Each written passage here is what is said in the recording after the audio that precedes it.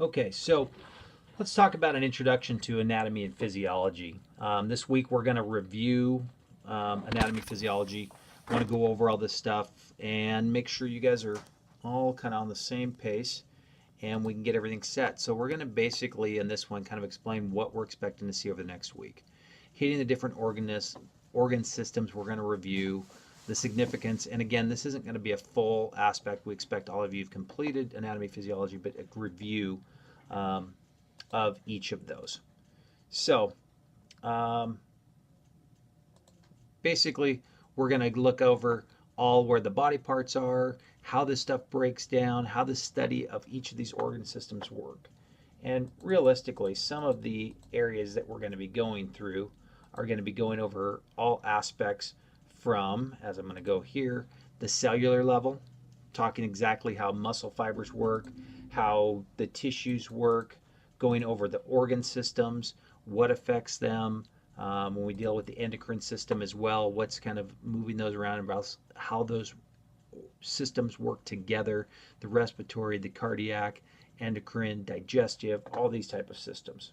We'll go through it at a full organ system level, cellular level, and review of everything. So here's kind of a outline. So the integumentary, basically looking through the skin and how that works, skeletal system, muscular, nervous, endocrine, cardiovascular, tying in through this with the lymphatic and the respiratory system, the digestive, urinary, and reproductive. And here's through each of those. So when we go through the integumentary system, we're going to be talking about everything about the skin, associated glands, the epidermis, hair, how this relates. We're going to go over the skeletal system. I want you to know a full skeleton. So if we gave you a skeleton on the test, you can label each of the bones, not all 206 bones, but you can label the skull bones, some facial bones, the spinal column sections broke down, um, sternum, again, all the bones in the arms, legs. The hands, we're going to just talk about those in there too. Not, you won't have to know all the bones in the hands or the fingers. When we get to the muscular system, talking about how the muscles move, how they're organized, go down to the most cellular level of how they contract and that portion, as well as names of muscles, talking about the origin insertion, all different aspects there. The lymphatic system, again, talking about the drainage, how this works with your body. We'll go over the respiratory system, again, a huge aspect.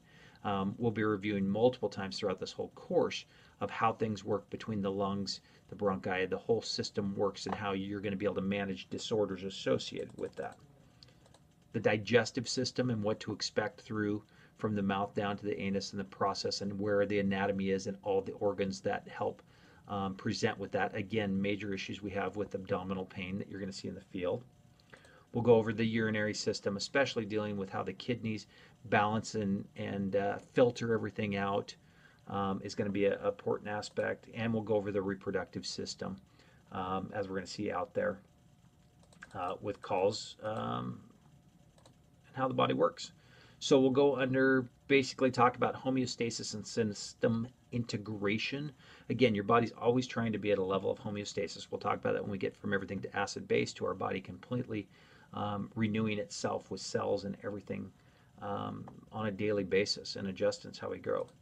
We'll talk about how the body regulates itself with hormones and such. There's a couple different feedback loops.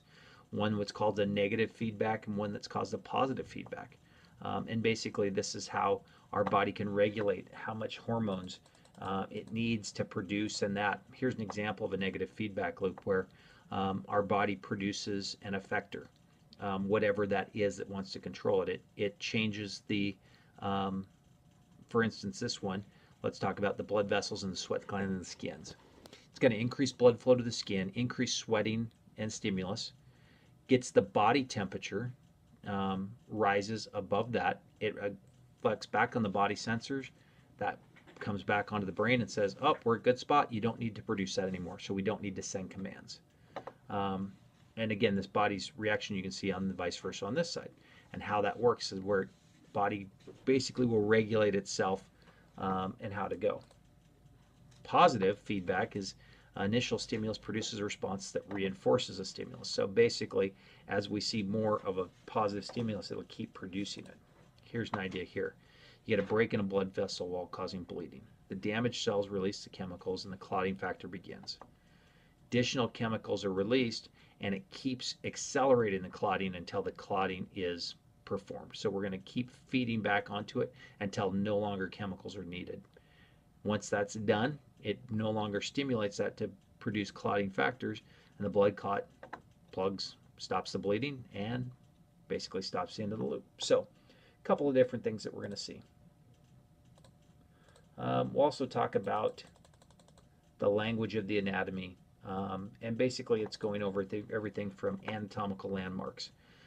So this is the anatomical position. So I want you to be aware of this because this is where the palms are facing out, the feet are down, because that does affect motion of where the radius is placed right here in anatomical. But if the palm was face down and the thumb was in, the radius is technically now in the medial aspect instead of lateral. So I want you to be aware of this.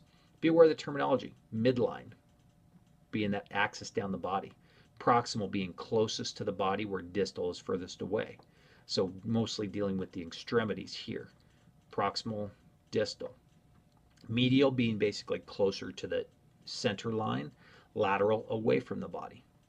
Our superior aspect is called cephalad, where inferior is caudad or caudal. So having those terminologies, so when we're referring to the anatomy of a body, you know exactly we're speaking the same language. Supine, again, this is all review here. Laying face up, where prone being laying face down. Other aspects, again, is when we're dealing with the quadrants and where it's right upper, right lower, left upper, and left lower quadrants. And what you're going to find in there as far as anatomy in each of these quadrants. And how we break that down. Basically using the umbilicus as our landmark and our midline as our other landmark to divide up into those quadrants. When we're dealing with here too, we're also dealing with dorsal or posterior plane and ventral or anterior. Now this works when we're referring to the body only, because when I get down to the foot, we call this the dorsal surface of the foot and this the plantar surface of the foot. So when we're talking about dorsal or ventral for the body, these are the areas we're referring to. The foot's different. Again, caudal being down, cranial being up, are other terminology that we're going to utilize as well. Next thing we're going to do is also review the planes. So there's three primary planes that we're looking at. Our transverse plane, which divides superior and inferior. Our frontal plane, which divides anterior and posterior, front and back, dorsal, ventral. And our sagittal plane, which is midline and divides left and right. So again, samples here. This would be our, which plane? This would be our transverse plane. Divides the body into the superior and the inferior. This one divides right here the plane into left and right halves. So again, as we're looking in here to our sections, that's going to be our frontal plane here, dividing into front and back, and sagittal is going to be dividing into left and right. And that explains those planes. So I want you to be aware of all those planes. So again, you'll be able to know if we refer to those in a test format, which plane is dividing each area up. We're also going to talk about the different body cavities that are out there. So what's in each area when we're dealing about from the chest cavity to the peritoneum to the retroperitoneal areas and what's in there. We'll talk about each of the organs as well and the visceral layer that covers them and the inner surface that lines each of those. Here when we're referring to the thoracic cavity, again, what's going to be involved into that and where the positions of the heart, the mediastinum, right and left lung, what's contained into that cavities. Here we kind of divide up our pleural cavities when we're dealing with the lungs. Here's our abdominopelvic cavity. We'll talk about each of those when we're going in. So Again, we're going to go the differences of the anatomy physiology. We're talking about the levels of organizations, the organ systems that are involved, how the body works to keep it in homeostasis, and then that anatomical language, or again, knowing each of the terminologies.